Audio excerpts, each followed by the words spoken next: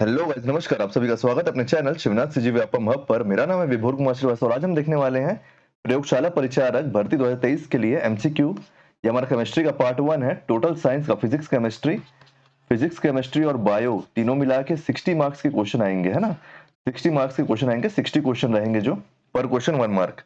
चलिए देखते हैं पहला क्वेश्चन क्या है। सोडियम की खोज किन्होंने की? आपका ऑप्शन ए है William Henry Fox, option B है आपका हम्फ्री डेवी, ऑप्शन सी है आपका कार्ल बेंज या फिर ऑप्शन डी है आपका जेजे थॉमसन। तो आपको ये पता होगा कि सोडियम की खोज की है option number B Humphry Davy ने।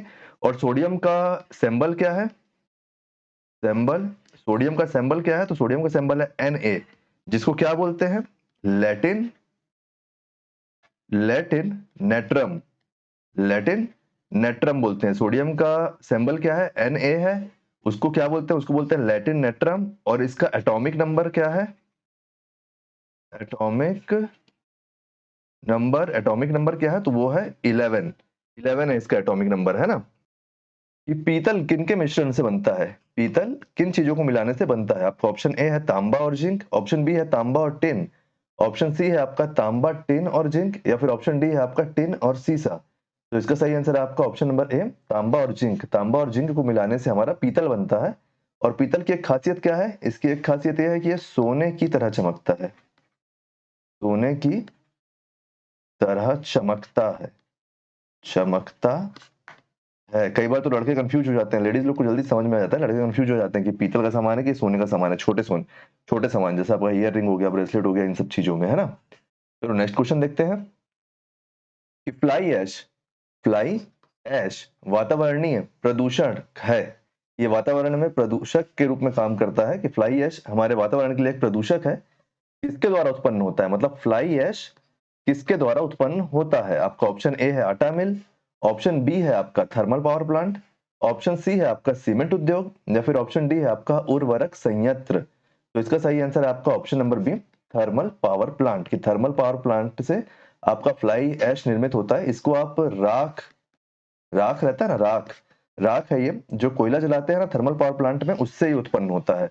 और आप फ्लाई ऐश से जैसे आएगा ना कि क्या बनाने में यूज होता है, तो ये ब्रिक बनाने में आजकल बहुत ज्यादा यूज होता है। चलिए नेक्स्ट क्वेश्चन देखते हैं। ब्रिक मतलब ईंट, ईंट बनाने में इसका उपयोग होता है। इसकी भी नीलामी होती है ना, फ्लाई ऐश की। चलिए नेक्स्ट क्वेश्चन देखते हैं कि एक सुनिश्चित अनुपात में दो या दो से अधिक तत्वों को मिलाने से बना पदार्थ क्या कहलाता है? कि एक सुनिश्चित अनुपात में दो या दो से अधिक तत्वों को मिलाने से बना पदार्थ क्या कहलाता है? आपका ऑप्शन ए है यौगिक, ऑप्शन बी है शुद्ध तरल, ऑप्शन सी है आपका शुद्ध तत्व या फिर ऑप्शन डी है आपका शुद्ध मिश्रण। तो इसका सही आंसर है यौगिक। कि दो दो तत्व जिनको एक फिक्स अनुपात में मिलाया जाए उससे बने हुए पदार्थ को यौगिक बोलते हैं। और इसका एक एग्जाम्पल आपका पानी है, जल इसका एक एग्जाम्पल हो जाएगा। और क्या हो जाएगा इसका? नमक, नमक भी इसका एक एग्जाम्पल हो जाएगा, है ना। चलिए नेक्स्ट क्वेश्चन देखते हैं कि लोहे का शुद्धतम रूप क्या है? मतलब purest form of iron. Purest form of iron आपका पहला क्या है ऑप्शन? पिटवा लोहा, ऑप्शन बी कच्चा लोहा, ऑप्शन सी स्टील या फिर ऑप्शन डी ढलवा लोहा। तो इसका सही आंसर आपका ऑप्शन नंबर ए पिटवा लोहा। और पिटवा लोहा को शुद्धतम रूप क्यों कहा जाता है? क्योंकि इसमें 0.08% मतलब 100% में से 0.08% से भी कम कार्बन होता है, से भी कम कार्बन होता। चलिए नेक्स्ट क्वेश्चन देखते हैं कि आर एन किस तत्व का रासायनिक चिन्ह है? मतलब सिंबल है। आर एन किस तत्व का रासायनिक चिन्ह है? बताइए। आपका ऑप्शन नंबर ए है रेडॉन, ऑप्शन नंबर बी है रुथेनियम, ऑप्शन नंबर सी है रेडियम या फिर ऑप्शन नंबर डी है रीनियम। तो इसका सही आंसर आपका ऑप्शन ए रेडॉन। रेडॉन का ये आपका रासायनिक चिन्ह है क्या? R N. इसकी आप रेडॉन को नोबल गैस जानते होंगे ना। नोबल गैस की श्रेणी में आता है ये। कि कई नोबल गैस में से एक है रेडॉन। मतलब गंधहीन, मतलब इसकी कोई खुशबू नहीं है। स्वादहीन, मतलब इसका कोई टेस्ट नहीं है। गंधहीन, स्वादहीन और आपका गंधहीन, स्वादहीन और आपका रंगहीन, मतलब इसका कोई कलर भी नहीं है। इसीलिए नोबल गैस की श्रेणी में आता है रेडॉन, है ना। चलिए नेक्स्ट क्वेश्चन देखते हैं कि निम्नलिखित में से कौन सी धातु मुक्त अवस्था में पाई जाती है। मतलब ये बिना मतलब किसी को मिलाए, मतलब इसको बनाने के लिए किसी को मिलाना नहीं पड़ता, ये मिलती ही ऐसे है। ऑप्शन ए है आपका लोहा, ऑप्शन बी है आपका सीसा, ऑप्शन ए है आपका लोहा, ऑप्शन बी है आपका सीसा, ऑप्शन सी है आपका तांबा, या फिर ऑप्शन नंबर डी है आपका जस्ता। तो इसका सही आंसर आपका ऑप्शन सी तांबा, कि तांबा जो धातु है वो मुक्त अवस्था में पाई जाती है और तांबा को उत्कृष्ट धातु कहा जाता है। उत्कृष्ट धातु। और कौन सी चीज है जो मुक्त अवस्था में पाई जाती है, उसको अपन आगे क्वेश्चन में देखेंगे, है ना। उत्कृष्ट धातु कहा जाता है इसको। और आपका तांबा जो होता है, मतलब ऐसा कहा जाता है, कहा क्या जाता है, ऐसा पता भी चला है कि जो जब मानव सभ्यता चालू हुई थी, मानव सभ्यता जब चालू हुई थी, तब प्रमाण मिले हैं कि सबसे पहला जो धातु यूज किया था, जो उभरते हुए मानव जो पहला धातु यूज किए थे, वो आपका तांबा ही था।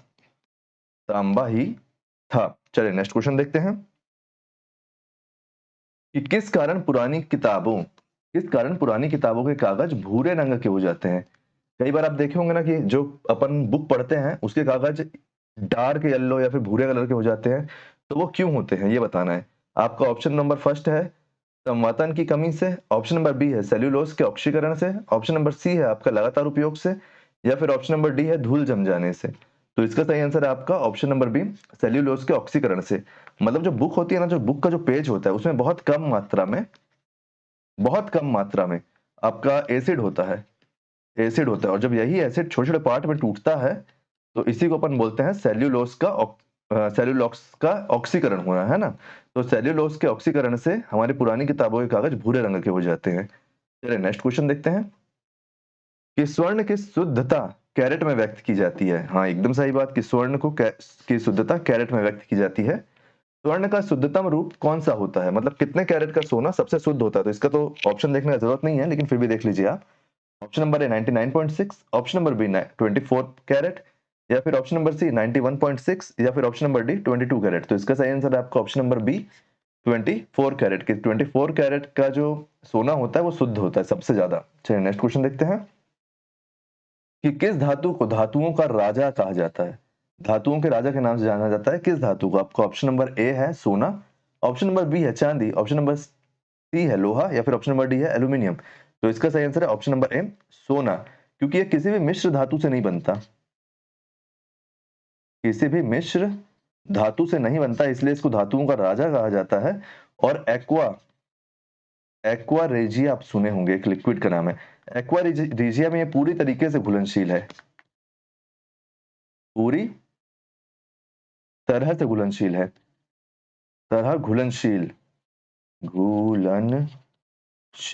तरह घुलनशील। और एक्वा रेजिया को किस नाम से जाना जाता है, तो एक्वा रेजिया को आपका जाना जाता है किंग ऑफ एसिड, मतलब एसिड का राजा। हिंदी में एसिड को क्या बोलते हैं, अम्ल बोलते हैं कि क्षार बोलते हैं, आप बताना मेरे को उसमें ऑप्शन में, ठीक है। ऑप्शन में नहीं, सॉरी कमेंट में बताना, और यहाँ पे उसको फिल कर लेना। या फिर किंग वाटर। और आपका ये एक्वारेजिया किससे बनता है, तो आपका एक्वारेजिया बनता है नाइट्रिक एसिड और आपका हाइड्रोक्लोरिक एसिड के मिश्रण से बनता है, जिसमें नाइट्रिक एसिड की मात्रा रहती है 1 और हाइड्रोक्लोरिक की मात्रा रहती है 3। तो मतलब आपका 1:3 के रेशियो में मिलाने से हमारा एक्वारेजिया बनता है, और इसमें सोना पूरे तरीके से घुलनशील है ना। तो उम्मीद करता हूँ कि वीडियो आपको पसंद आया होगा। अगर वीडियो आपको पसंद आया तो वीडियो को लाइक कीजिए, वीडियो को शेयर कीजिए। आने वाले वीडियो के लिए चैनल बने रहिए, चैनल को सब्सक्राइब कीजिए और अपना फीडबैक जरूर दीजिए कमेंट में। Thank you.